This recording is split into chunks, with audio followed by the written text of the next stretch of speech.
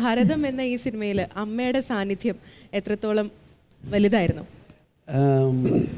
ചേച്ചിയും ലാലും അമ്മയും മകനുമായിട്ട് എൻ്റെ 5-6 ചിത്രങ്ങളിൽ അമ്മയും മകനായിട്ട് തന്നെ അഭിനയിച്ചു. എനിക്ക് തോന്നുന്നു അതിന് ഏറ്റവും നല്ല ഒരു മുഹൂർത്തമായിട്ട് പെട്ടെന്ന് എപ്പോഴും എനിക്ക് മനസ്സിൽ വരുന്നത് കിരീടത്തിലെ രാമായണം സീരിയലിൻ്റെ സ്ക്രിപ്റ്റ് വായിച്ചു കൊടുക്കുന്നു, പത്രത്തിൽ വരുന്നത്. അപ്പോൾ അമ്മയുടെ അടുത്ത് പറയുന്നത് മകൻ ലാലിൻ്റെ കഥാപാത്രം സേതുമാധവൻ പറയുന്നത് അമ്മ എൻ്റെ തലയിലൊന്ന് മസാജ് ചെയ്തതാണ്.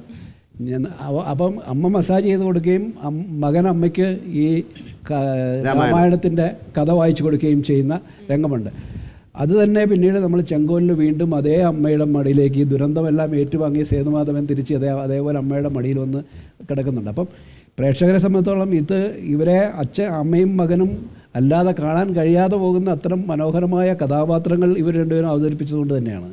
രാമൻ, അമ്മേ, അവിടുന്ന് ഇങ്ങനെയൊക്കെ പറഞ്ഞാൽ പിന്നെ ആരാണ് എന്നെ ആശ്വസിപ്പിക്കാനുള്ളത്? അവിടുത്തെ സ്നേഹം നിറഞ്ഞ മടിയിൽ തല ചായ്ക്കാനാണ് ഞാൻ വന്നിട്ടുള്ളത്. അവിടുന്ന് സ്നേഹപൂർവം എൻ്റെ നെറുകയിൽ കൈവച്ച് അനുഗ്രഹിക്കുകയാണെങ്കിൽ ജീവിതത്തിൻ്റെ കയ്പ് വിഷം കുടിക്കാൻ എനിക്ക് ധൈര്യമുണ്ടാകും. ഭരതത്തിലും അത് തന്നെയാണ്.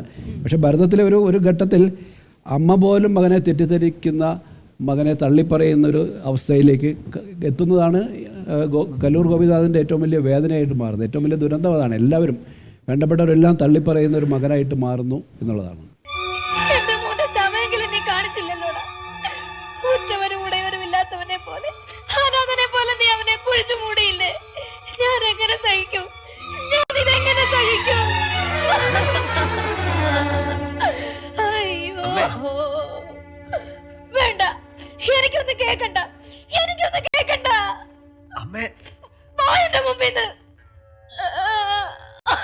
കിരീടത്തിലെ തിലകൻ ചേട്ടൻ കൂട്ടൻ്റെ അടുത്ത് പറയും, ഇറങ്ങിപ്പോടാ, എനിക്ക് വേറെ മക്കളുണ്ടെന്ന് പറയും.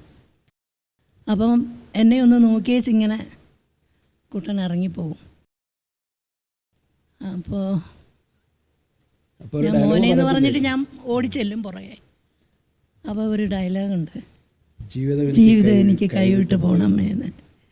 സത്യത്തിൽ അന്ന് എനിക്ക് എൻ്റെ നെഞ്ചിനകത്ത് എന്തോ കുത്തിക്കയറുന്ന മാതിരി തോന്നി. മോനെ, എന്താ ഇത്? എന്ത് വിചാരിച്ചാ നീ? അമ്മേ, ജീവിതം എനിക്ക് കൈവിട്ടു പോകുന്നു. എന്ത് ചെയ്താലും അവസാനിക്കുന്നത് വലിയ തെറ്റില്ല. എന്തായി തീരുമെന്ന് എനിക്ക് ഉറപ്പ് പറയാൻ വയ്യ. സിബി സാറിന് ലാലേട്ടൻ്റെ അഭിനയ മുഹൂർത്തം കണ്ട് എപ്പോഴെങ്കിലും കണ്ണ് നിറഞ്ഞു പോയ ഒരു അവസരം ഉണ്ടായിട്ടുണ്ടോ ഷൂട്ടിങ്ങിൻ്റെ സമയത്ത് തന്നെ? ഞാൻ ഒരുപാട് രംഗങ്ങൾ, പ്രത്യേകിച്ച് ഞാൻ എപ്പോഴും പറയാനുള്ളത് ഭരതം എന്ന സിനിമയിൽ തന്നെ ഈ ജ്യേഷ്ഠൻ്റെ മരണശേഷം പോലീസ് സ്റ്റേഷനിൽ പോയിട്ട് അദ്ദേഹത്തിൻ്റെ വസ്ത്രവും ചെരുപ്പുമൊക്കെ തിരിച്ചറിയാൻ വേണ്ടി പോകുന്നുണ്ട്. ഒരു നടൻ്റെ ഏറ്റവും വലിയ വെല്ലുവിളി എന്ന് പറയുന്നത് ഒരു ക്ലോസപ്പ് ഷോട്ടിൽ ഡയലോഗ് ഇല്ലാതെ അഭിനയിക്കുക എന്നുള്ളതാണ്. ഞാൻ ക്യാമറയുടെ പുറകിലിരിക്കുകയും ലാല് ക്യാമറയുടെ മുമ്പിൽ ക്ലോസപ്പിൽ ഇരിക്കുകയും ചെയ്യുമ്പോൾ ഇത്രയേ ഉള്ളൂ, ഈ പോലീസുകാരൻ അകത്ത മുറിയിൽ പോയി ഒരു ജുബയും ചെരുപ്പും കൊണ്ടുവരും. അത് എൻ്റെ ജ്യേഷ്ഠൻ്റെതാകരുതേ എന്ന് പ്രാർത്ഥിച്ചുകൊണ്ടിരിക്കുക. എന്നാൽ ആണോ എന്നുള്ള വലിയൊരു ആശങ്കയുമുണ്ട്. ഇതാണ് അദ്ദേഹം ആ ക്ലോസപ്പിലൂടെ നിശബ്ദമായിട്ട് അവതരിപ്പിക്കേണ്ടത്.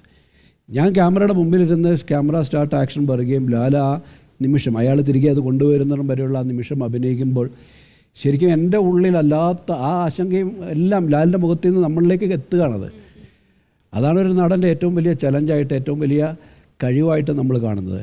സുകുമാരി ചേച്ചിയുടെ കഥാപാത്രത്തിൻ്റെ തോളിൽ തൊട്ടിട്ട് ആനി കുട്ടിയെ മകനെ സ്നേഹിക്കുന്ന പോലെ മാഗിക്ക് എന്നെ സ്നേഹിക്കാൻ കഴിയുമോ എന്ന് ചോദിച്ചിട്ട് നടന്നു വന്ന് ഇങ്ങനെ കണ്ണ് നിറഞ്ഞ് നിൽക്കുന്ന ഒരാളിൽ നമ്മൾ സിനിമ അവസാനിപ്പിക്കുക. അതിങ്ങനെ ഒരു ആക്ടർ ഇല്ലാതെ, ഇങ്ങനെ ഒരു പെർഫോമർ ഇല്ലാതെ അങ്ങനെ ഒരു ക്ലൈമാക്സ് സാധ്യമല്ല. അതാണ്.